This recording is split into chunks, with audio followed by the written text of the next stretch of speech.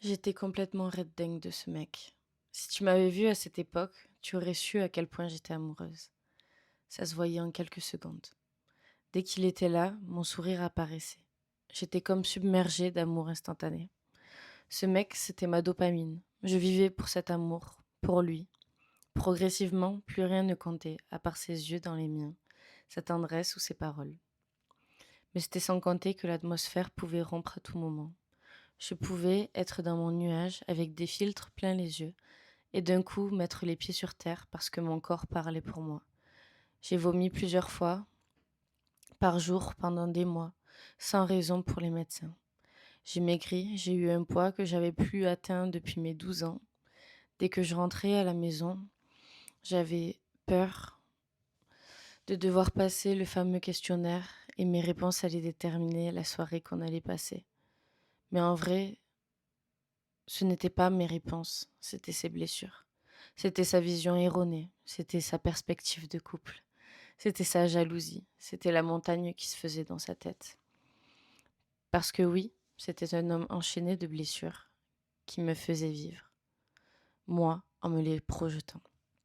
Son potentiel, je l'ai vu, et je me suis nourrie de l'idée qu'il pouvait devenir l'homme que je pensais qu'il était capable d'être. Progressivement, j'ai compris que malgré tous les efforts que je pouvais faire, qui n'étaient même plus des efforts, mais une machine à laver de ma tête, de mes pensées, de mes valeurs, de mes idées. C'était une reprogrammation de mon cerveau qui me faisait faire pour que je sois, soi-disant, à la hauteur. Lui ne s'était réellement jamais soucié de à quel point il m'a blessé, à quel point il m'a humilié, il m'a rabaissé et m'a déchiré le cœur. Parce que même quand je suis partie, j'ai cru en lui. J'étais même la seule.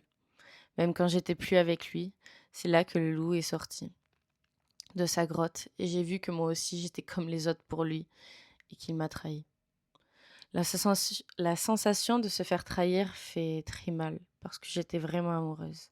Je lui avais donné mon cœur, mon âme, mon esprit et toute ma confiance comme je ne l'avais jamais donnée à quiconque. Tout. Et lui, il m'a volé mon temps, mon argent, mon innocence et en même temps il m'a fait gagner du temps car grâce à lui, je sais exactement ce que je ne veux plus. Et ce que je veux également grâce à lui. J'ai appris que les illusions peuvent mener à la perte, que des mots sans action ne valent rien. Je me suis tapé plein de discours, plein de remises en question, plein d'insultes, pour qu'au final, quelques mois après, il m'ait déjà remplacé, qui me vole l'argent